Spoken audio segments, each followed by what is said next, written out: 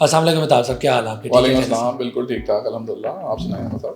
अल्हम्दुलिल्लाह। मेहताब साहब के हवाले से मैं सबसे पहले अपने तमाम व्यूअर्स को बताना चाहूँ, मुझे रियल एस्टेट में लाने वाले ये हैं, मेरे मेंटोर हैं। और इसमें रियल एस्टेट में इनकरेज करना, उसमें मोटिवेट करना, हम चीज़ों में फंसते हैं, गाइडेंस लेना। तो रियल एस्टेट से लेके डेवलपर तक का सफ़र, सबसे पहले तो इनसे कुछ अल्फाज में पूछते हैं कि कुछ बताएं कि आपने ये सफ़र कब शुरू किया और अब डेवलपमेंट साइड पे आ गए हैं, माशाल्लाह काफ़ी सारे प्रोजेक्ट्स भी कर लिए हैं। तो इस हवाले से थोड़ा सा व्यूअर्स को। मैं थोड़ा सा पीछे से शुरू करूँगा। प्रोफेशनलिज्म से जो इंजीनियरिंग की और उसके बाद टेक्सटाइल इंडस्ट्री को सर्व किया और उसके बाद रियल एस्टेट में आए। रियल एस्टेट में आने का जो कॉन्सेप्ट था वो भी यही था कि जब लोगों से मिलते थे तो जो भी कॉर्पोरेट के क्लाइंट्स होते थे, इवन मैंने Sapphire, Nishat, MCB, bank Alfalah, इन सब के लिए एज ए कॉर्पोरेट डीलर के तौर पर हमने काम किया। तो वहाँ जब भी इनसे इनकी क्वेरी आती थी ना, तो मैं अपने जानने वाले किसी दोस्त को देता था। तो अनफॉर्चुनेटली अपनी एजुकेशन ना होने की वजह से और प्रोफेशनल बैकग्राउंड ना होने की वजह से वो रिस्पॉन्स ही नहीं मिल पाता था, तो वो चीज़ें कंक्लूड नहीं हो पाती थी। दैट्स द रीज़न फील किया कि यार इस काम में जाना, वो जो मेरे पार्टनर्स थे, मेरे दोस्त थे बचपन के, हम क्रिकेट फेलोज थे, उन्होंने इंसिस्ट किया कि आप इस फील्ड में आए। तो रियल एस्टेट में जब हम आए तो हमने इसको बिल्कुल डिफरेंट तरह से कॉर्पोरेट स्ट्रक्चर पे डेवलपमेंट की और इसमें टीम इंडक्ट की और सारे हमारे पास इंक्लूडिंग यू, आप फील कर सकते हैं कि जितने ही बंदे हमारे पास होते थे वो सारे के सारे इंतहाई प्रोफेशनल थे। कोई एमबीए था, कोई इंजीनियर था, कोई डॉक्टर था, कोई एमसीएस था। तो उस तरह के लोग को इस फील्ड में लेके आए जिनका सेल्स में जो है ना वो पोटेंशियल था और उन्होंने बहुत अच्छी तरीके से लोगों को गाइड किया, जिसकी वजह से हमारा सक्सेस बहुत अच्छी रही। फिर उसमें एक प्रॉब्लम्स आना शुरू हुई, वो ये थी कि जब हम किसी डेवलपर से कोई अपने कस्टमर को चीज़ें लेके देते थे तो वहाँ पर जो है ना कमिटमेंट्स फुलफिल नहीं हो पाती थी। कुछ तो सिनेरियोज ऐसे होते थे, कुछ जो है ना मैक्सिमम अनफॉर्चुनेटली डेवलपर्स ने लोगों के साथ वो चीट किया और उस तरह से वो रिस्पॉन्स ही नहीं दिया जो उनकी कमिटमेंट थी। तो चूंकि कस्टमर्स तो हमारे एसेट हैं, ग्लोब स्टेट का भी और हर किसी डीलर भी का, हर कंपनी का किसी कंपनी का एसेट्स होते हैं और वो हमारे ट्रस्ट पे ले रहे होते हैं। जब हम किसी चीज़ को पिच करते हैं तो हम ये नहीं समझते कि वो चीज़ जो है ना वो प्रोडक्ट देख के ली जा रही है, मोस्टली वो आपके फेस और आपकी कमिटमेंट और आपकी चीज़ों को देख के की जा रही थी। तो हमें बड़ा सेटबैक मिला, लोगों को चीज़ें नहीं मिली और स्टिल इन प्रॉब्लम्स। तो फिर हमने ना सोचा इसको कैसे कोप अप किया जा सकता है। तो इसमें हमने क्रेडिबल कंपनीज के साथ एग्रीमेंट्स किए। इवन देन फिर हमने बहुत उससे बेहतर फील किया, लेकिन स्टिल सम लूप होल्स रह गए। उस लूप को कवर करने के लिए फिर हमने फील किया। कंस्ट्रक्शन तो हम ऑलरेडी बहुत सारी कर रहे थे, अपने ग्लोब्स के काफ़ी सारे प्रोजेक्ट्स हमने डिलीवर किए, जो हमारे ऑफिस थे सारे हमने इस्टेब्लिश किए, बड़े घर बनाए। इन हंड्रेड्स जो है ना वो अल्हम्दुलिल्लाह हमने घर इस्टेब्लिश किए हैं फॉर सेल, और वो हमारा एक चेन ऑफ कस्टमर्स था। फिर हाई राइज की बिल्डिंग्स जितनी भी बनाई हमने अपने ऑफिस के लिए, रेंटल एस्पेक्ट के लिए, कंपनी की फाइनेंशियल ग्रोथ को देखने के लिए की। तो इसमें हमने पब्लिक के लिए फिर हमने फैसला किया कि यार why not we go for that development to ourself. तो इस चक्कर में आके हमने जो है ना वो ग्लोब की स्टेट एंड बिल्डर्स का जो बिल्डर सेक्शन था वो उसको इस्टेब्लिश करना शुरू किया। और अल्हम्दुलिल्लाह जिस प्रोजेक्ट के लिए आज हम डिस्कशन आए और जिसके लिए आपने मुझे मदऊ किया, that is access 6, and access is the vertical brand for the Globe State for the sale. This is a 6 unit we are going to develop in Bahria Orchard, और ये इसकी इस वजह से इसके अंदर एक बड़ा पोटेंशियल है जो हम आपको इंशाल्लाह एलैबोरेट करेंगे चीज़ों के साथ साथ। टाइम दया किए बगैर क्वेश्चन आंसर्स का हम बाकायदा आगाज़ करते हैं। मैंने कुछ सवाल आपसे कुछ प्रोफेशनल सेट पे करने हैं, कुछ सेल्स पे करने हैं, कुछ आपसे आपकी जो स्टैंडर्ड्स हैं कंस्ट्रक्शन क्वालिटी के हवाले से, और ख़ास तौर पे टाइम लाइन जो कि सबसे ज़्यादा इंपॉर्टेंट है आजकल के दौर में। तो सबसे पहले मेरा आपसे सवाल ये है कि what is the vision and concept of access 6? Vision मैंने किस इनिशियल इंट्रोडक्शन में बताया कि विजन तो ये है कि जो लोगों से कमिटमेंट की जाए वो डिलीवर किया जाए। और इसमें ये प्रोजेक्ट जो एक्सेस सक्सेस की जो विजन है ना वो है इकोनॉमिकल, और इकोनॉमिकल कह लें या एक मोस्ट अप्रोप्रिएट प्राइस में, वो प्राइस जिस पे चीज़ें की जा सकती हैं उसकी प्रॉपर फिजिबिलिटी बनाकर हमने इसको स्केच आउट किया। और it's a very good project for the customers in terms of price, in terms of its location and in terms of our quality of work. अच्छा, जो विजन तो हमारा ये है ही कि लोगों को डिलीवर करें, लेकिन इसमें जो अगला सवाल है ना आपका टाइमलाइन वाला, वो बहुत इंपॉर्टेंट है और उसी के लिए हम तकोदो कर रहे हैं और इंशाल्लाह ताला वी विल सक्सीड। इसमें हर तरह की प्लानिंग हमने की है, हर चीज़ को मद्देनज़र रखा है और इवन इस वॉर और इन सारे सिनेरियोज़ को भी कंसिडरेशन में किया है, क्योंकि वो आज मैं एक बात बड़ा अच्छा किसी ने ट्वीट किया था, उसने कहा एक नाजुक पाकिस्तान 77 साल से नाजुक दौर में चल रहा है, आज दुनिया उस नाजुक दौर पे पहुंची है तो उसको पता लगा पाकिस्तान तो पहले से वहाँ खड़ा है, तो we are always in the नाजुक मोड। तो इस सारी सिचुएशंस में इस ग्रोइंग इकोनॉमी के अंदर हर वक्त कोई ना कोई ऐसा क्राइसिस आता है जो चीज़ों को ना डिस्टर्ब करता है। किसी हद तक, बल्कि काफ़ी हद तक हमने इसको इनकॉर्पोरेट किया हुआ इंशाल्लाह।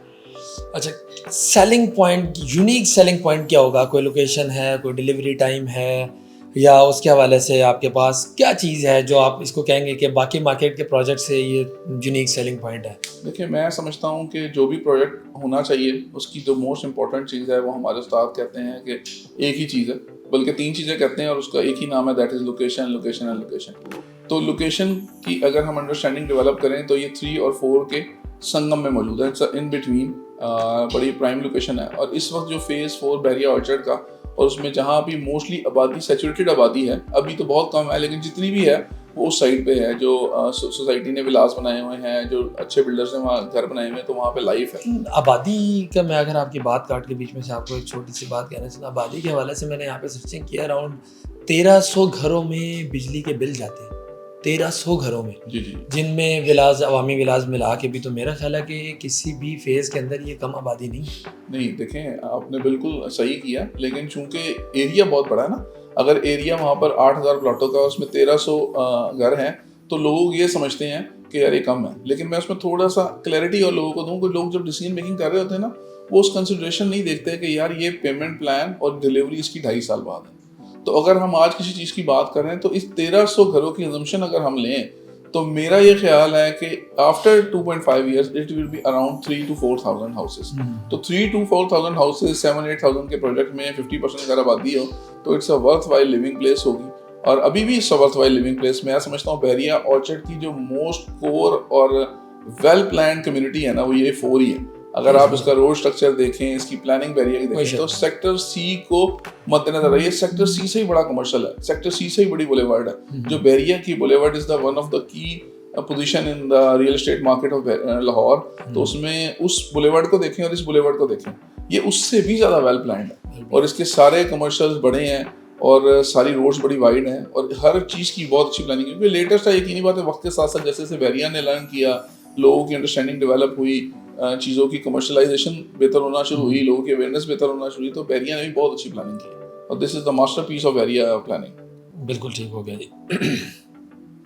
एक्सिस 6 की लोकेशन इन्वेस्टर्स के लिए या रेजिडेंशियल्स के लिए, दोनों के लिए, दोनों में से किसके लिए अहम रहेगी? दोनों के लिए अहम रहेगी। देखें, कोई भी प्रोजेक्ट जो है ना वो बनता कस्टमर्स के लिए है, लेकिन इन्वेस्टर वो भी पब्लिक ही होती है। उनमें से चंद लोग जो है ना वो बिजनेस माइंडेड होते हैं, वो वक्त को पहले से अजम्पशन ले लेते हैं, उसको फोरकास्ट करके वो डिसीजन मेकिंग करते हैं, और जब वो एंड चीज़ें वो पहुंचती है तो वो चीज़ें कस्टमर एंड पे बिल्कुल जब न्यूट्रलाइज हो रहा होता है तो उसको परचेसिंग करता है। तो everyone is can be the customer और इन्वेस्टर फॉर अस। वो हमने बोथ के लिए ही प्लानिंग की है, और बोथ की प्लानिंग ये है कि ये इसकी लोकेशन एक तो मेन बुलेवार्ड पे, ठीक है, ये 2 साइड ओपन है, वेंटिलेशन जो बिल्डिंग की चंद एक इम्पॉर्टेंट फीचर्स में से है ना, उसकी वेंटिलेशन प्रॉब्लम्स है।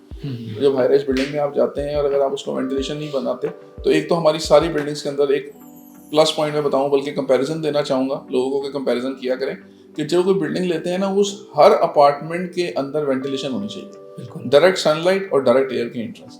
तो हमारे जितने प्रोजेक्ट्स हैं, अगर वो 2 साइड ओपन नहीं भी है ना, तो हमने डक्ट सिस्टम डेवलप किया हुआ है। डक्ट सिस्टम ये होता है कि उसके अंदर सेंटर से एयर कंडीशनिंग, एयर सकिंग होती है, और वो पूरे घर के अंदर सर्कुलेट होती है। तो ये बहुत ज़रूरी है किसी भी हेल्दी लाइफ को गुजारने के लिए। और हमारे प्रोजेक्ट की सबसे as a globe state and builders मैं ये कमेंट करता हूँ कि जो प्रैक्टिकलिटी ऑफ द प्रोडक्ट होगी ना, वो सबसे ज़्यादा होगी इन टर्म्स ऑफ चीज़ें लगने के हवाले से, कि जो टाइल लगी है, जो पेंट हुए हैं, जो खिड़कियाँ लगी हैं, जो उसके अंदर वेंटिलेशन का मैकेनिज्म डेवलप किया गया, वो प्रैक्टिकल होगा, वो शबशबा नहीं होगा, बहुत ज़्यादा उसको मेकअप नहीं किया गया होगा, उसको सिंपल और एलिगेंट बनाया जाएगा और उसको प्रैक्टिकल बनाया जाएगा। जो लोगों की मोस्ट इंपॉर्टेंट होती है, शुरू में अक्सर लोग घर खरीदने आते थे ना, तो वो देखते थे कि यार बड़ा ज़बरदस्त पेंट किया हुआ है, बड़े वॉल पेपर्स लगे हुए हैं, लेकिन जब वो उसके अंदर आते थे तो सीपेज की प्रॉब्लम, सीवरेज फ्लो का इशू, वाटर के इशूज़, तो लोग इस चीज़ को अंडरस्टैंड नहीं करते।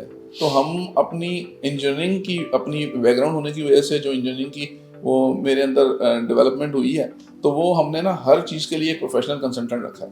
हमारा आर्किटेक्ट अलग है, हमारा इंटीरियर वाला अलग है, हमारा स्ट्रक्चर डिज़ाइन करने वाला बंदा अलग है, हमारी एग्जीक्यूशन की टीम अलग है, हमारी इंजीनियरिंग की सुपरविजन टीम, क्वालिटी एश्योरेंस की टीम अलग है, हमारी इलेक्ट्रिकल के कंसल्टेंट भी अलग हैं। और one of the biggest name in the Pakistan, मैं समझता हूँ कि जिन्होंने, आप लाहौर के मोनूमेंटल्स प्रोजेक्ट्स में से चंद एक का मैं नाम लूँगा तो यू विल अंडरस्टैंड कि जिसने एम्पोरियम डिज़ाइन किया, जिसने कदाफी स्टेडियम की रेनोवेशन की, जिसने पेंटा स्क्वायर डेवलप किया, जिसने एफएफसी टावर अभी डिलीवर किया, तो ये वो इंजीनियर्स की वो टीम जो उन प्रोजेक्ट्स के लिए काम कर रही है, दे आर विद आवर अस।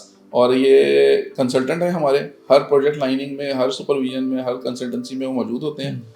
ख्वाजा अहमद नदीम सबसे big name in the industry, if people knows them, definitely उस फील्ड से होंगे तो उनको जानते होंगे। तो वो हमारे प्रॉपर कंसल्टेंट हैं और हमारे साथ इंजीनियर्स मौजूद हैं, हमारे साथ क्वालिटी एश्योरेंस के लोग मौजूद हैं, क्वांटिटेटिव सर्वेज मौजूद हैं। तो ये वो चीज़ें हैं जो बैक एंड हो रही होती हैं और कस्टमर को नजर नहीं आती। बिल्ड देखें, गाड़ी करोला भी है और गाड़ी ऑडी भी है।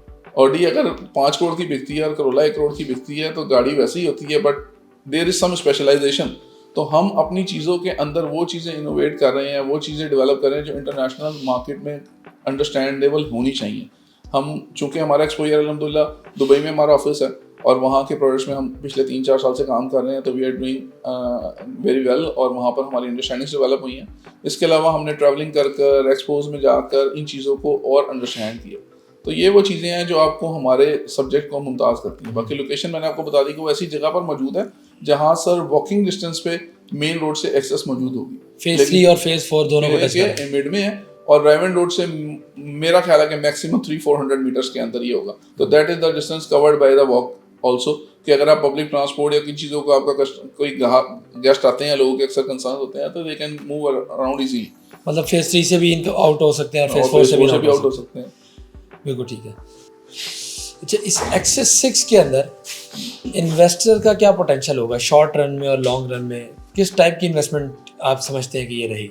देखें, नॉर्मली जो बिल्डिंग्स में है ना, मैं कोई गलत बात नहीं करना चाहता कि यार लोग ले लें और बस वो जो है ना आज लेंगे तो कल डबल हो जाएंगे। कोई डबल शाह वाला किस्सा ग्लोब स्टेट के पास कोई फार्मूला नहीं है, क्योंकि ऑन रियल ग्राउंड्स बातें हैं और चीज़ें जो है ना वक्त के साथ साथ ही इस्टेब्लिश होती हैं। तो इन्वेस्टर के लिए अपॉर्चुनिटी डेफिनेटली है, वो इन्वेस्टर हो या वो क्लाइंट हो, जब उसकी ग्रोथ होनी कैसे है। देखें, बात यह है कि it is a new sector of barrier town, तो डेफिनेटली यहाँ पर उस तरह की पॉपुलेशन नहीं है जो बाकी सेक्टर्स में है, तो इसके अंदर पोटेंशियल ऑफ ग्रोथ डेफिनेटली बहुत ज़्यादा है। इसको आप कंपैरिजन कर सकते हैं कि यहाँ पर अगर एक 10 मरले का प्लॉट 70-80 लाख रुपीज़ का है, तो इसके बिल्कुल सड़क के दूसरी तरफ जो सेक्टर 1 मौजूद है उसके अंदर जो है ना वो 1.5 करोड़ रुपए का, तो 1.25 से 1.5 करोड़ रुपए का। तो इसका मतलब है मोर देन डबल होने की प्रोबेबिलिटी ऑफ द प्लॉट है ही। और इसमें सेकेंड ऑप्शन जो है कि कंस्ट्रक्शन आज इस वक्त तकरीबन जो है ना 8,500 रुपये स्क्वायर फीट कॉस्ट कर रही है। अगर हम जो प्रोजेक्ट अभी हम बना रहे हैं, हमारी expectedly it will go up to 10,000 in 2.5 years. तो अगर 2.5 सालों में, और हमने कैलकुलेशन की है 8,500 पे 10,000 पे जा रही है, तो 15% का इंक्रीज ये भी आपको नजर आ रहा है, 15-20% का। तो प्राइस में 50% का और इसमें 20% का इंक्रीज इनकॉर्पोरेटेड है। तो 2.5 साल के बाद अगर मिनिमम भी कोई चीज़ बिल्कुल स्टेबल रहे मार्केट में, कोई और जो कि गवर्नमेंट की आजकल पॉलिसीज की डिस्कशंस हो रही हैं कि ओवरसीज क्लाइंट्स को अट्रैक्शन दी जा रही है, दुनिया के हालात आपके सामने हैं, लोग इधर मूव करना चाह रहे हैं, अपनी रूट्स के अंदर ही रहना चाह रहे हैं, डेफिनेटली उसमें सेफ भी हैं। तो ये वो चीज़ें हैं जो मुझे लगता है कि मोर देन 50% जो है ना इसमें ग्रोथ एक्सपेक्टेड है इन 2.5 ईयर्स, 50 to 60%।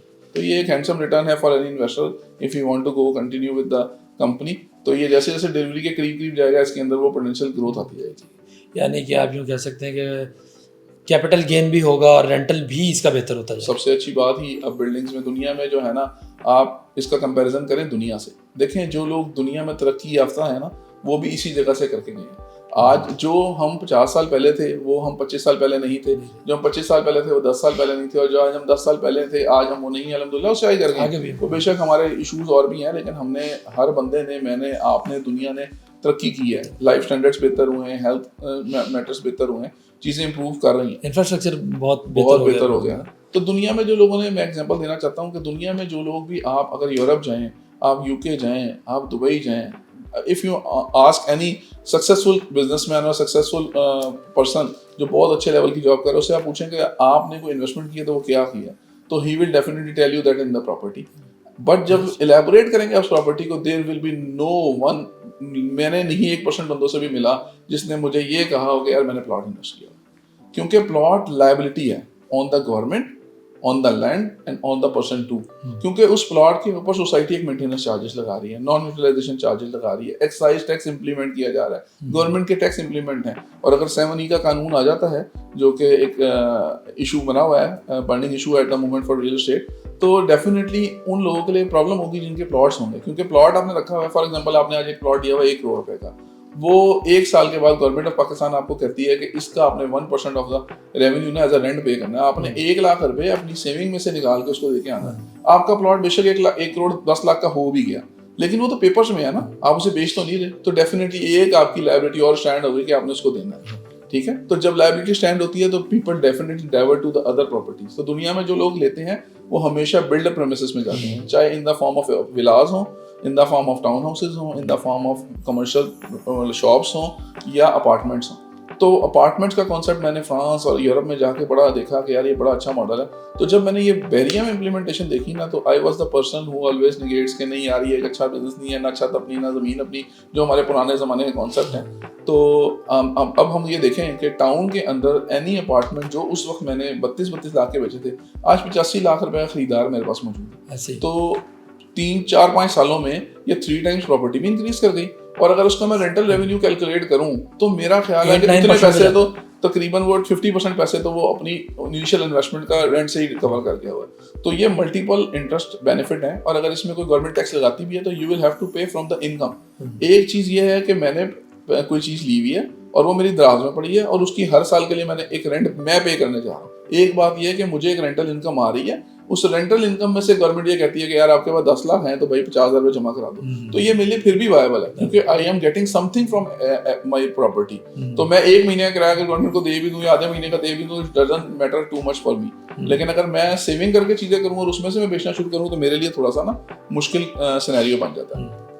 तो ये वो पॉइंट है मैं समझाना चाहता हूँ लोगों को कि जो है ना, और वो छत और ज़मीन वाला कॉन्सेप्ट भी आपके तवज्जुह से लोगों तक पहुंचाना चाहता हूँ कि ये जो है ना कॉन्सेप्ट के जो सेकंड फ्लोर पे है उसकी सिर्फ हवा है। तो यार ये बिल्डिंग कितने साल के लिए होगी? नॉर्मली सिविल की जितनी भी बिल्डिंग्स होती हैं it is plan for 100 years. ठीक है, 100 साल की प्लानिंग पे इसकी डिजाइनिंग की जाती है। लेकिन इसमें 100 साल का मतलब होता है कि वो 20% का क्वेश्चन भी रखते हैं तो 120 साल होते हैं। लेकिन वो लिख के देते हैं कि जी 100 साल के लिए हमारी स्टेबिलिटी की कंफर्मेशन है। लेकिन बात यह है कि जो टोटल यूनिट है ना मेरे प्रोजेक्ट के, अगर 120 यूनिट्स हैं और मेरी ज़मीन जो है वो 40 मरलास की है, तो वो 120 डिवाइडेड बाई 40, तो वो जितनी जगह बनेगी ना वो इक्वली प्रोपोर्शनलिटी, इक्वली तो नहीं कहना चाहिए, प्रोपोर्शनेटली हर बंदे का हिस्सा होगा। उसकी एक एग्जांपल और भी कोट कर दूं, थोड़ी सी अंडरस्टैंडिंग लोगों की डेवलप हो जाए। और इसमें हफीज सेंटर में आग लगी कुछ अर्सा पहले, 5-7 साल पहले, तो उसका सेकंड फ्लोर सारा जल गया था। तो क्या सेकंड फ्लोर वाले जीरो हो गए? नहीं, नॉट एट ऑल। उस एसोसिएशन ने या उस डेवलपर ने सबको इकट्ठा किया, उसने कहा यार ये नुकसान हुआ, इतने पैसे अगर हम करें तो रेनोवेशन में लगते हैं। तो सब ने अपने प्रोपोर्शनेटली उसको कंट्रीब्यूट किया तो वो बिल्डिंग बन गई। मैं कहता हूँ अगर वो बिल्डिंग सारी जल जाती है, अल्लाह ना करे, अल्लाह ताला सबकी हिफाजत करे, अगर वो बिल्डिंग डिमोलिश हो जाए, जीरो हो जाए, तो इसका मतलब ये नहीं है कि ग्राउंड फ्लोर वाले उसके मालिक होंगे। उसका मालिक सारे फ्लोर्स हैं, उस प्रोपोर्शनेटली उसको रिडिजाइन किया जाएगा, उसके जो कंट्रीब्यूशन जिस हिसाब से बनेगा उसी कंट्रीब्यूशन के हिसाब से उसको डिवाइड किया जाएगा। उसकी प्रॉपर्टी की वैल्यू है, देखें जो ग्राउंड फ्लोर की वैल्यू है वो 3 to 4 टाइम्स है बेसमेंट की। तो बेसमेंट से फर्स्ट फ्लोर की वैल्यू डबल के करीब है। ऊपर वाले अपार्टमेंट्स की वैल्यू मोर और लेस उससे 15-20% 30% ज्यादा है। तो वो ही कंट्रीब्यूशन उसको मजीद कंट्रीब्यूट करनी पड़ेगी, it will be rebuild.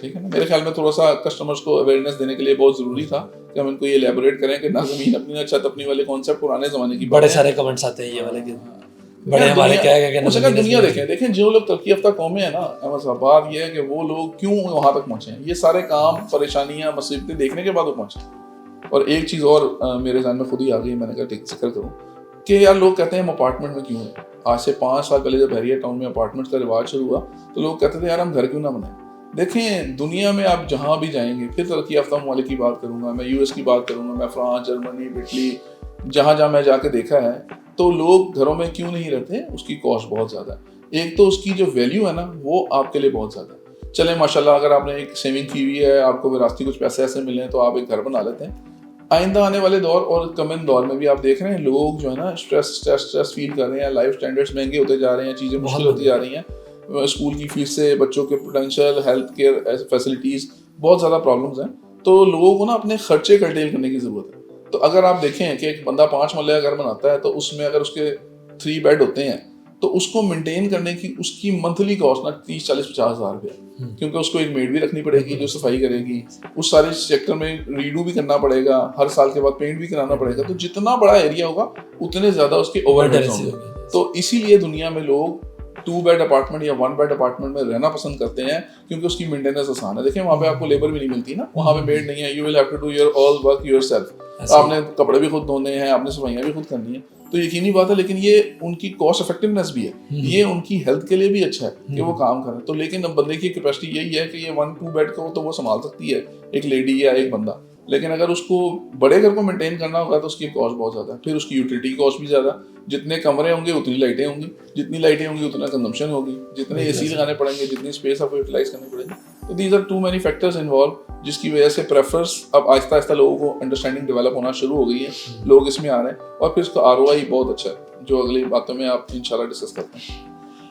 Access के रेजिडेंशियल और कमर्शियल के रेंटल्स के हवाले से बता दें। मिसाल के तौर पे अभी जो रेंटल्स हमारे करंटली बेरी ऑर्चर्ड फेज़ 4 के अंदर चल रहे हैं, और आगे आने वाले 2.5 सालों के अंदर, या मिसाल के तौर पे 3 सालों के अंदर, क्या देखते हैं आप, रेंट कितना को बढ़ जाएगा?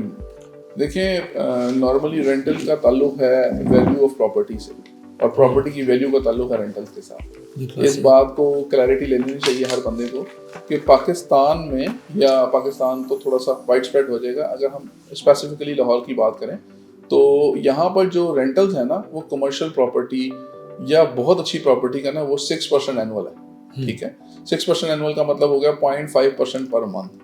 0.5% मंथ का मतलब होगा कि मैं एग्जांपल देता हूँ कि अगर एक बंदे के पास 10 लाख की प्रॉपर्टी है तो उसका जो एक्सेप्टेबल और रिकमेंडेड रेंट है ना, that is the 5,000 per month. ठीक है, अगर 1 करोड़ की प्रॉपर्टी है तो उसका 50,000 रुपये किराया आए तो इट्स अ गुड साइन कि आपने प्रॉपर्टी अच्छी ली हुई है। और similarly simultaneously on the vice versa जाएं तो अगर किसी चीज़ का 50,000 रुपये किराया आता है तो उसकी अगर कभी आपने एवैल्यूएशन करनी हो कि either I have to buy this property और not, you should go for the 1 crore property. 50,000 का अगर किराया आता है तो उसका 1 करोड़ का किराया जस्टिफाइड है। ये है कमर्शियल की। रेजिडेंशियल की थोड़ी इससे कम होती है, नॉर्मली घरों में ज़्यादा कम होती है, अपार्टमेंट्स में ये बहुत यही रेशो है मोरलेस।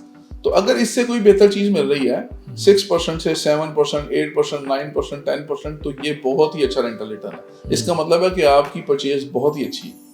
तो अगर आप एक्सेस के रेंट्स को कंपेयर करें, जो रेंटल रिटर्न्स की हम कमिटमेंट्स कर रहे हैं, तो वो 1% पर मंथ है, तो that is the double of the market value. हम ये असम्पशन क्यों देने में क्यों कामयाब हो पा रहे हैं, ये रेंटल डिस्काउंट क्यों दे रहे हैं, उसकी वजह सिर्फ और सिर्फ ये है कि हमारी जो प्राइसेस की असम्पशन है ना 2.5 सालों के बाद, वो यही है कि जो 50% ऑफ द लैंड इंक्रीज कर जाएगी और 20 to 30% जो है ना वो कंस्ट्रक्शन कॉस्ट इंक्रीज कर जाएगी। तो अगर ये चीज़ इंक्रीज कर जाती है तो इसका मतलब ये है कि आप 80% अबव है, तो 80% जब अबव आएंगे तो आपका रेंटल रिटर्न यही बन जाएगा जो हम आज कमिट कर रहे हैं। तो it's on planning on this.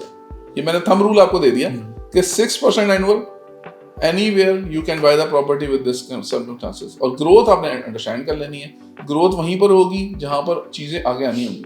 जब तक गुब्बारा भरा नहीं होता ना तो उसको सारे देखते हैं, जब भर जाता है ना तो फिर वो भर जाता है तो हर बंदा फिर अगली तरफ तवज्जो देता है। तो जब तक ये खाली है ना, इस सेक्टर में पोटेंशियल रहेगा, चीजें आती रहेंगी। जब वो भर जाएगा तो फिर उसकी ग्रोथ स्लो हो जाएगी। तो this is the unsaturated part of the Bahria orchard. तो मैं समझता हूँ इसके 2.5-3 सालों में इसका पोटेंशियल बहुत बूम पे जाएगा। तो there is a very potential of growth इंशाल्लाह। बिल्कुल ठीक है। अच्छा, आपका टारगेट कस्टमर क्या होगा, यानी कि इन्वेस्टर को फोकस करेंगे, एंड यूज़र को फोकस करेंगे, क्या समझते हैं कि इधर आने वाला कौन होगा? ज़्यादा इन्वेस्टर होगा, कस्टमर रहने वाला कस्टमर होगा? अच्छा, मैं दूसरी तरह से भी आपसे सवाल कर लेता हूँ। मिसाल के तौर पे आजकल के जहाँ पे मिस कमिटमेंट्स की वजह से डेवलपर्स ने, लोगों ने फाइलें ली, दौर चला, हवा चली, लोगों ने चीज़ें ली, माइनस में 70%, 80% तक माइनस में जा रहे हैं। तो क्या वो लोग भी यहाँ पे एडजस्ट हो सकते हैं? जी बिल्कुल हो सकते हैं। चाहे इन्वेस्टर हो, चाहे रहने वाले रहायश के वाले से कोई बंदा लेना चाहे। पहले तो आपका जो पहला सवाल है ना, वो क्लियर कर दूं कि मेरे लिए इन्वेस्टर और कस्टमर एक ही है। मैं किसी भी इन्वेस्टर के साथ कोई ऐसी कमिटमेंट ही नहीं करना चाहता और ना कर रहा हूँ कि भाई तुम पैसे लगाओ और आज लो और कल वाले वाले। ठीक है, हम हमेशा रियल एस्टेट ग्राउंड पे ग्लोब स्टेट की हिस्ट्री रही है कि हमने कभी ओवर कमिट किया ही नहीं है। हाँ, उसमें कमिटमेंट जो हमें पीछे से मिली हमने वही कमिट की, उसमें भी हम सक्सेसफुल नहीं हुए तो रीज़न हम यहाँ आए। लेकिन बात इसमें यह है कि इन्वेस्टर्स के लिए पोटेंशियल मैंने बता दिया कि प्राइस इंक्रीज होगी इन लैंड, कंस्ट्रक्शन कॉस्ट इंक्रीज होगी, तो डेफिनेटली प्रोडक्ट की प्राइस इंक्रीज हो जाएगी। जब प्रोडक्ट की प्राइस इंक्रीज होगी तो एट द मोमेंट जब आज से 6 महीने बाद जो डेवलपर लॉन्च करेगा या मैं कोई प्रोडक्ट लॉन्च करूंगा, I will be definitely launching at the higher price than this. उससे 6 साल बाद करूंगा तो उससे ज़्यादा, तो 2.5 साल के बाद अगर मैं कोई प्रोजेक्ट इसके पैरेलल कोई यहाँ पर स्टैब्लिश करता हूँ तो डेफिनेटली उसकी प्राइसेस एटलीस्ट 50, 60, 70, 80% इंक्रीज प्राइसेस में मैं दे रहा हूँ। तो डेफिनेटली जो लोगों ने पहले ले लिया होगा तो वो ये गेन अचीव कर चुके होंगे, तो ये वो एज एन इन्वेस्टर इन्वेस्टमेंट कर लें चाहे एज ए क्लाइंट ले लें। तो मेरा एंड यूजर को और इन्वेस्टर को एक ही पैगाम है कि जो इंस्टॉलमेंट पर चीज़ें ली जाती हैं तो वो जैसे जैसे अपनी रियलिस्टिक पोजीशन में आएंगी तो उसके अंदर ग्रोथ आएगी। इन्वेस्टर एग्जिट लेना चाहेगा तो उसका एक बायर मौजूद होगा, और बायर उसको एंजॉय करना चाहेगा तो उसका रेंटल होगा। बिल्कुल ठीक है। अच्छा, इन तमाम सवालों के बाद मैं टेक्निकल साइड पर आना चाहूँगा। कंस्ट्रक्शन क्वालिटी और उसके अलावा जो आपके मटेरियल के स्टैंडर्ड्स होंगे वो क्या होंगे? उसमें ना क्योंकि ग्रोथ जो है वो अब आप देख रहे हैं, जंग लगी हुई है और सिचुएशन है, प्राइसेस जो मैं देख रहा था कल वो अराउंड 25% तक इंक्रीज़ हो गई हैं कंस्ट्रक्शन की। तो जो रेट आपने अभी दिया हो, क्या उस रेट को फॉलो करते रहेंगे या उसमें कोई एस्केलेशन वगैरह ये चीज़ आने के चांसेस हैं? देखें, जो बातें क्लियर हैं, हमने इसके अंदर मैंने आपको कहा कि बहुत ज़्यादा प्लानिंग की है, फोरकास्टिंग भी बहुत अच्छे लेवल पे की है, इंजीनियरिंग सारी प्रैक्टिसेस को मद्देनज़र रखते हुए हमने उसके अंदर वो मार्जिन रखा है कि हम उसको एब्जॉर्ब कर सकें। और जैसे कि डेवलपर आपसे कमिट करता है कि अगर तो प्राइस एक स्पेसिफाइड एरिया के अंदर रहेंगी तो we will not going to increase anything, वो हमारी कमिटमेंट है ऑन रिकॉर्ड। आप आज आपको वीडियो में कह रहा हूँ कि 10 to 15% का increase is compensable in this price. हम अगर 10 से 15% का आता है और वो रेफरेंस हमेशा से आपके स्टील, सीमेंट और इसकी बेसिक चीज़ों की प्राइसेस को इनकॉर्पोरेट आप करके देख सकते हैं तो आपको अंदाजा हो जाएगा। फॉर एग्जांपल है, आज स्टील की प्राइस जो है ना वो 260 है, तो मैंने वो 240 पे कॉस्टिंग की थी, तो इट इज़ अंडर माई 10%, तो मैं 10% में किसी भी बंदे को एक्सप्लेशन नहीं डालूंगा। हाँ, अगर तो इससे ज़्यादा इंक्रीज कर जाती है जो कि अनसीन होगी, तो पाकिस्तान की जो इन्फ्लेशन है ना उसको कंसिडर हमने किया हुआ है कि 2.5 सालों के अंदर हमने ये बनाना है, तो यार हमें ये है, वो हमने एस्केलेशन को कंसिडर किया हुआ है। ये जंग के हालात की एबनॉर्मलिटी भी अभी तक तो हमारे लिए एब्जॉर्बमेंट है, और अल्हम्दुलिल्लाह इंशाल्लाह जो लग रहा है कि ये जंग खत्म होती है तो चीज़ें रिवर्स भी हो जाएंगी, तो definitely we will compensate all the customer in this commitment price. जो कमिटमेंट है दैट इज कमिटमेंट। ये बहुत बड़ी बात होगी, मैं समझता हूँ किसी डेवलपर के लिए और किसी एंड यूज़र के लिए या किसी इन्वेस्टर के लिए ये बहुत बड़ी बात होती है कि जो पैसे उससे कमिट किए हुए हों, क्योंकि हर बंदे ने अपने बजट के हिसाब से इन्वेस्टमेंट की होती है, उस बजट से बाहर ना जाए। ठीक हो गया। अच्छा, इसमें हमारे ना कस्टमर्स का हमेशा सवाल रहता है, ख़ास तौर पे एंड यूज़र का ज़्यादा सवाल होता है, इसकी लीगल पोजीशन क्या है, इसके एनओसीज, बैरिया आपको इसकी कंस्ट्रक्शन क्वालिटी के ऊपर मजबूर करता है कि आप जो कंस्ट्रक्शन करने जा रहे हैं उसमें बैरिया का कोई इंटरफेरेंस होती है? जी बिल्कुल, बहुत ज़्यादा अच्छी बात है। लीगल पॉइंट ऑफ व्यू है कि जिस भी आपने डेवलपर को लेना है, सबसे पहले तो उसकी ज़मीन अपने नाम पे होनी चाहिए, टाइटल उसका क्लियर होना चाहिए। तो अल्हम्दुलिल्लाह अल्लाह की मेहरबानी से ये प्लॉट्स जिस पे हमने एक्सेस लॉन्च किया, it is purchase 3 years back, तो ये 3 साल से हमारे पास हैं और ये किसी से हमने ख़रीदने नहीं है या हमने बाद में परचेजिंग नहीं करनी, इसकी टोटल हमारे पास है। बाकी जो बैरिया की, क्योंकि यहाँ कंपिटेंट अथॉरिटी बैरिया है, तो बैरिया से सारी अप्रूवल्स इसकी सबमिटेड हैं और वो सारी अप्रूव हैं। अच्छा, इसके अलावा इसमें लीगल जो लोकल गवर्नमेंट के साथ जो मामलात होते हैं वो भी बैरिया खुद हैंडल करता है या आप इसको देखते हैं डायरेक्टली डेवलपर? नहीं करना है, और उसका प्रोसेस बैरिया ने किया हुआ है सारा प्रोसेस। तो डेफिनेटली देखें, मैं एक बात और क्लियर कर दूं कि Bahria is the top most important और क्या कह रहे हैं vigilant society in Lahore. Even DHA वो चीज़ें नहीं मैनेज करवाती जो करती है। बैरिया का अपना बिल्डिंग कंट्रोल डिपार्टमेंट है जो हर चीज़ की चेकिंग करता है और इंस्पेक्शन रिपोर्ट पे साइन होते हैं, तो आप लेंटर या कंक्रीटिंग कर सकते हैं। तो कोई भी इदारा, इवन आप DHA में जाएंगे तो आपको कोई बंदा आके ये स्ट्रक्चर दिया है ना, वो देख के स्ट्रक्चर वाला आके देखेगा, DHA की सोसाइटी को नहीं चेक करती। लेकिन बैरिया का एक निज़ाम ये है कि स्ट्रक्चर वाला अपनी इंडोर्समेंट करता है, इलेक्ट्रिकल वाला अपनी करता है, PV वाला अपना करता है, वो बैरिया उसको इंडोर्स करता है बाद में कि जो प्लान आपने सबमिट किया था वो एज पर स्टैंडर्ड है कि नहीं है। बैरिया LDS से 10% या TMA से 10% हायर एंड के स्टैंडर्ड्स मेंटेन करता है। देखिए, नॉर्मली इस वक्त अगर आप किसी स्ट्रक्चर इंजीनियर से बात करेंगे तो वो आपको इस स्ट्रक्चर की स्टील का देगा कि 5 kg पर स्क्वायर फुट जो है ना आपने स्टील मिनिमम इस्तेमाल करना। तो बैरिया का स्टैंडर्ड 6 है, तो आप ये देखें 20% हायर देन द स्ट्रक्चर। तो जो भी बैरिया के स्टैंडर्ड्स को फुलफिल कर लेता है वो डेफिनेटली उसके लिए बहुत ईजी है बाकी प्रोसेस को इंडोर्स करना। मतलब आपके कहने का मकसद ये है कि अगर आप एक लेंटर पे जा रहे हैं तो उधर वो लेंटर पहले आपका अप्रूव होगा बैरियर से, देन आप दूसरे लेंटर की तरफ मूव कर सकते हैं। जी, लेंटर तो अब एक बेसिक बात हो गई।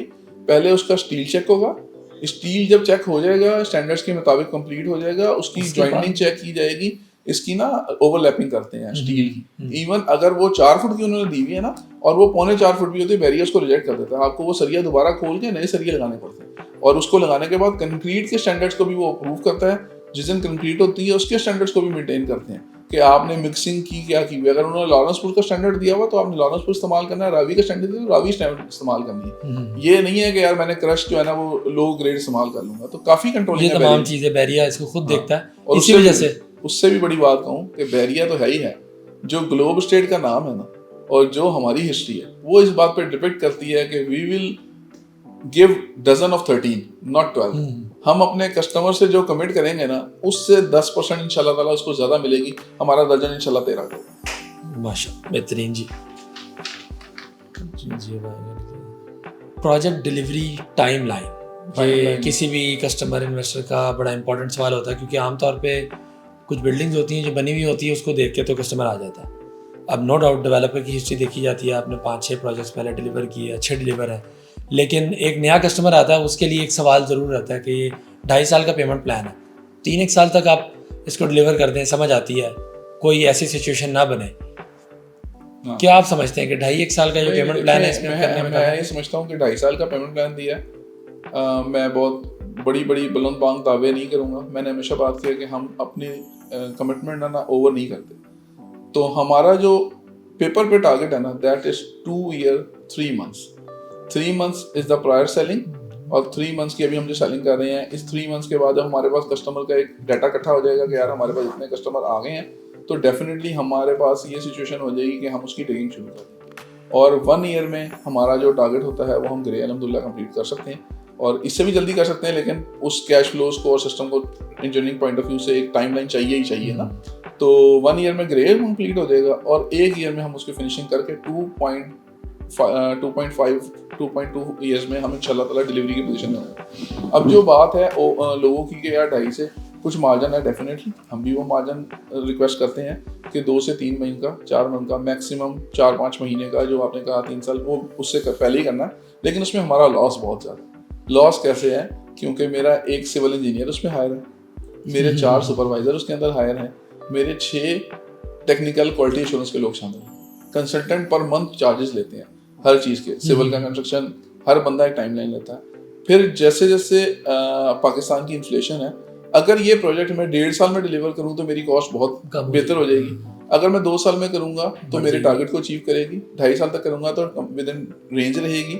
लेकिन अगर मैं 2.6 मंथ की जगह 2 year 6 month की जगह 2.7 मंथ में भी जाता हूँ, प्रॉफिट्स खा जाएगी, तो ये मुझे इफेक्ट करेगी। तो ये मेरा इस वक्त जो पिछला प्रोजेक्ट कर रहा है, चूंकि इसमें तो अभी टीम हायर हुई है, सारी कुछ अभी प्रोसेस हो रहा है, तो एग्जैक्ट मैं फिगर नहीं बता सकता। उसकी तकरीबन 12,40,000 रुपये पर मंथ की मेरी एक कॉस्ट है सेम प्रोजेक्ट की, ठीक है। तो 12,40,000 पर मंथ मेरी लायबिलिटी बन गई है। तो why should I go for the next months? तो मैं हर साल अपने लिए लायबिलिटी नहीं इंक्रीज करूंगा। डेफिनेटली आई विल गो कि मैं इसको 2 साल में या 2 साल 1 महीने में डिलीवर करके लोगों से कहूँ कि यार अपना पोजीशन लो, ताकि मेरी लायबिलिटी कन्वर्ट हो जाए एसेट्स में लोगों के, और उनसे उनको रेंटल आना शुरू हो जाए। और एनी टाइम जब भी हम कोई नया प्रोजेक्ट लॉन्च करें तो लोग कहें अमर साहब यार ये आपने बुकिंग कराई थी, ये बड़ा अच्छा रिटर्न है, तो please go for the second one. मैं बेटे के लिए कराना चाहता हूँ, अपने भाई के लिए कराना चाहता हूँ, दोनों के लिए विन विन सिचुएशन हो। जी 100%। मिसाल के तौर पे लोगों का सवाल रहता है, मेरे सवाल है, अगर बिल्डिंग डिलीवर नहीं होती टाइम से, किसी भी वजह से नहीं होती या डिलीवरी नहीं होती, मेरा कस्टमर, मेरा क्लाइंट कहाँ जाएगा या उसको कंपनसेशन कैसे देंगे? देखिए, पहली बात तो मैं ये क्लियर कर दूँ कि ग्लोब स्टेट की हिस्ट्री जो है ना वो 22 years ओल्ड है, और आपके ये 22 साल ज़िंदगी के एवेलुएट करने, लोगों से रिनो करना कि ये कैसे लोग हैं, उससे ही अंदाज़ा हो जाता है। लेकिन बहरहाल चूँकि क्वेश्चन है, मैं समझता हूँ कोई भी अंधा बंदा करे, कोई उसे कि यार मुझे कुछ नहीं जानता, मैं बताओ यार मैं यहाँ फंस जाऊँगा तो क्या होगा। तो मेरी उससे ये कमिटमेंट है कि any day after the commitment date वो आगे कहता है कि यार मैं सेटिस्फाइड नहीं हूँ तो मुझे पैसे वापस कर दीजिए, तो we will give him back to the money. But ये मेरे लिए ना शर्म का मुकाम है, ये मेरे लिए शेम है।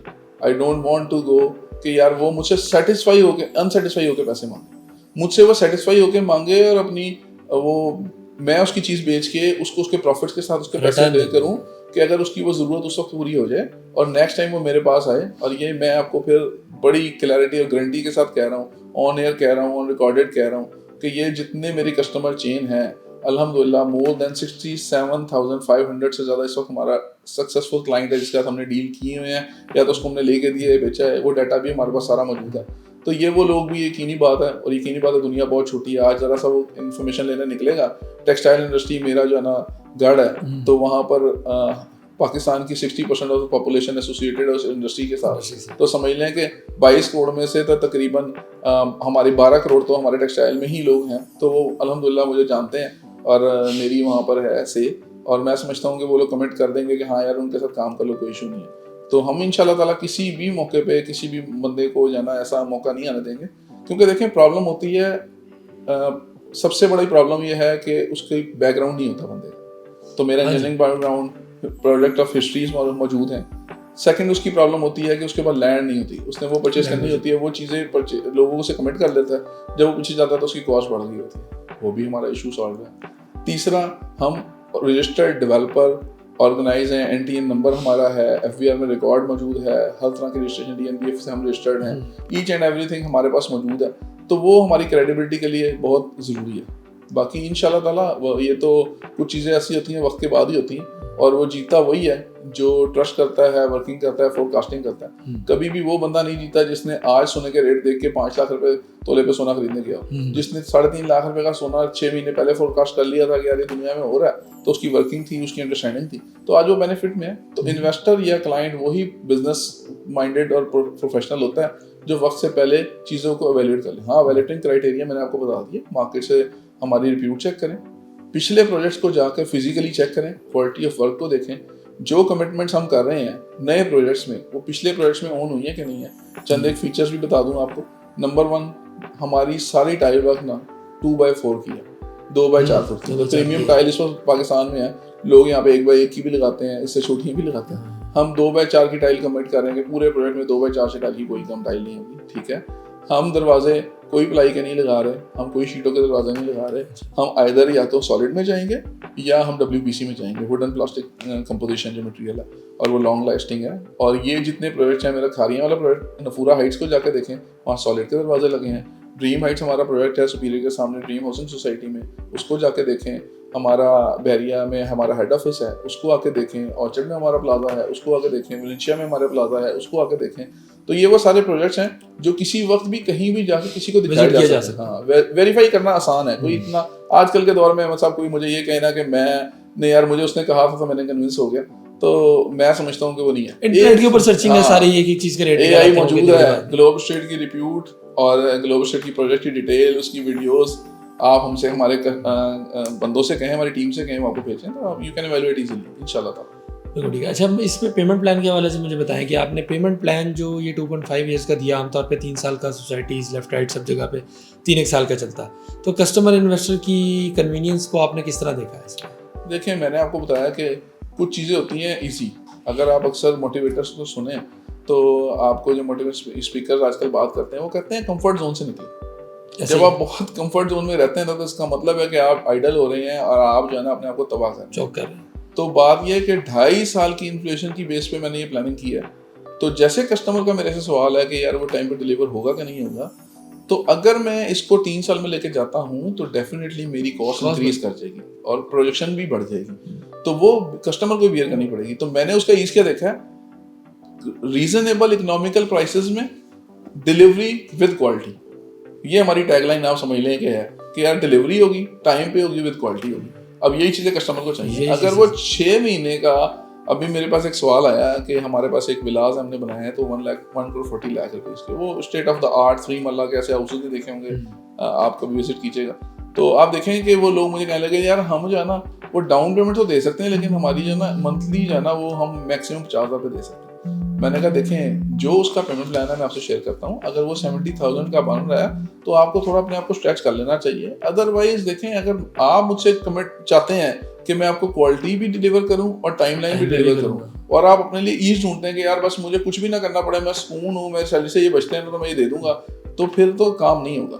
तो कस्टमर को थोड़ा स्ट्रेच करना पड़ेगा। कोई भी गोल अचीव करने के लिए थोड़ा सा अपने आप को स्ट्रेच करना पड़ता है, डेफिनेटली विद कैलकुलेशन, तो उसको करना चाहिए। तो अगर हमने 3 साल से 2.5 साल किया है तो प्रैक्टिकलिटी को मद्देनजर रखें। ये वो चीज़ है जो कस्टमर के लिए और आप सेल्स करने वालों के लिए पोटेंशियल फायदेमंद होगी, क्योंकि आपके दिए हुए वर्ड्स आपके कस्टमर को मिलेंगे और कस्टमर्स को वो चीज़ मिल जाएगी। तो डेफिनेटली वही chain of customer will always remain with sales people. तो ये आपका एसेट बनने जा रहा है इंशाल्लाह ताला। आप एक्सेस 6 में काम करेंगे तो आपको यकीनन इसका बहुत बेनिफिट होगा।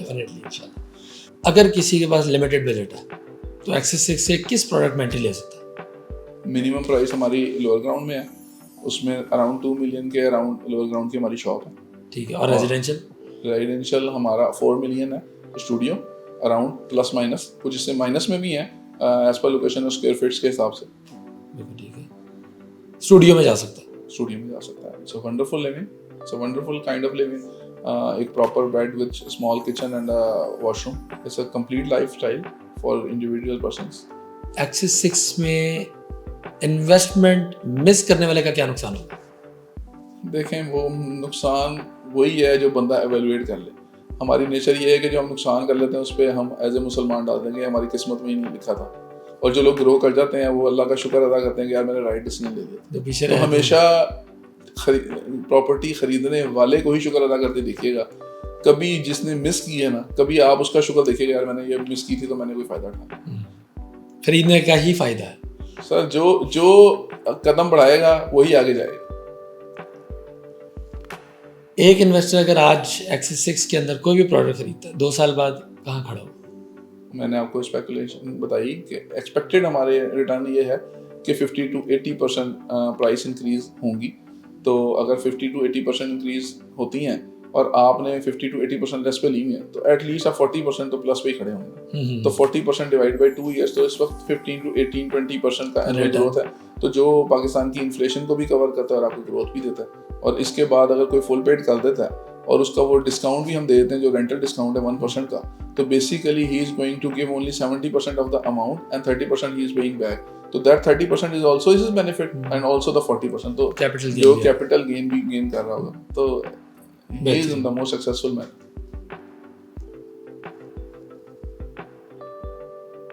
How the project is safe? Safe in every terms. It's on ground land. It's in the area where the population is living. It's the Bahria most precious block of Orchard, Phase 4. And the developer behind it is Global Estate and Builders. And the person committing the commitment, doing commitment and showing guarantee, that is Mehtab Ahmed Siddiqui. तो मेरे लिए तो यही words है, मैं तो यही कह सकता हूँ। इससे ज़्यादा और श्योरिटी उसे क्या चाहिए वो बता। That's wonderful. Why Access 6 is for overseas clients? Overseas clients देखें, दुनिया में जितने भी ओवरसीज हैं दुनिया में, और पाकिस्तानियों की तो इंस्टिंक्ट है, क्योंकि मैं भी 2012 से डायरेक्टली इंगेज हूँ इस बिजनेस के अंदर। तो 14 ईयर्स में जितने भी मेरे ओवरसीज दोस्त, क्लाइंट, रिश्तेदार, रेफरेंसेस जितने भी आए हैं, एवरीबडी हैज़ अ ड्रीम कि यार उसका पाकिस्तान में घर होना चाहिए। वो यूके में एक बिलियनर है but he definitely wants a home in Pakistan.